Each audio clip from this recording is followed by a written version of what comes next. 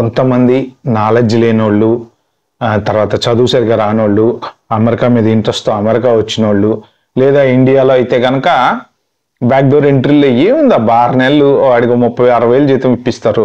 ఈ బ్యాక్డోర్ ఎంట్రీలో 30,000 ఇడికి వస్తాయి, 30,000 వాళ్ళకి వెళ్తాయి. అరే ఇంట్లో దీన్ని కూర్చునే దానికి 30,000 చాలదా? ఒక 6 నెలలు మెయింటైన్ చేస్తే చాలు. ఈ లోపు నెమ్మదిగా వాళ్ళే అల్లుకుంటుంటారు. లేదు ఇంకా 6 నెలలు కావాలా ఎక్స్టెన్షన్ చేస్తారు. దానికి కూడా H1B ఎక్స్టెన్షన్ లాగా ప్రాక్సీ ఎక్స్టెన్షన్. ఓకే, ప్రాక్సీయే కదా మరి. వాళ్ళ వరకు వీళ్ళు చేయడం అంటే ప్రాక్సీయే కదా.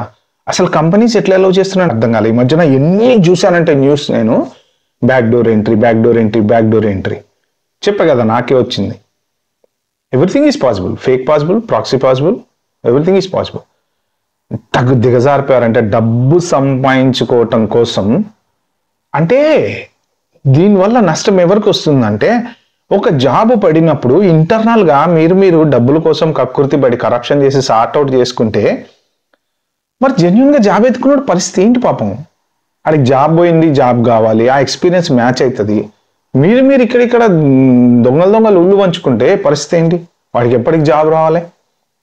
నిజంగా అవకాశం కోసం న్యాయంగా వెతుకుతున్నటువంటి వాడు ఇప్పటికీ బలైపోతాడు. ఒకప్పుడు ఇలా లేదు.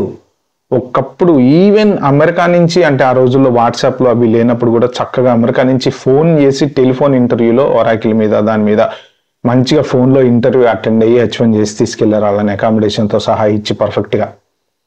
ఒక్క రూపాయి పెట్టిన వాళ్ళు లేడు అప్పట్లో.